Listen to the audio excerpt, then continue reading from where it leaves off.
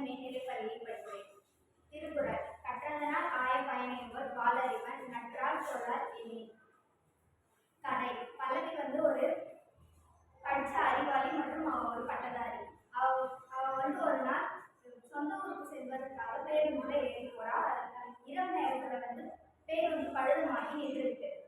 பழுதுமாக காரணத்தினால் அவளுக்கு பசி ரொம்ப எடுத்ததுனால தூக்கமும் வரல. அதனால அவள் கிராமத்துல போயிட்டு ஒரு விவசாயம் பார்க்கறா. விவசாயம் அவங்க சாப்பிட்றதுக்காக வீட்டுக்கு கூட்டிட்டு போறாரு.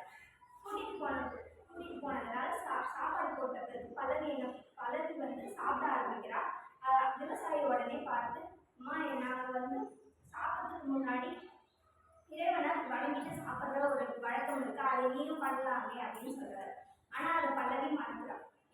ஏன்னா அவளுக்கு கடவுள் நம்பிக்கையே இல்லை. அதே மாதிரி விவசாயியை பார்த்து கேட்கிறா, எனக்கு நீ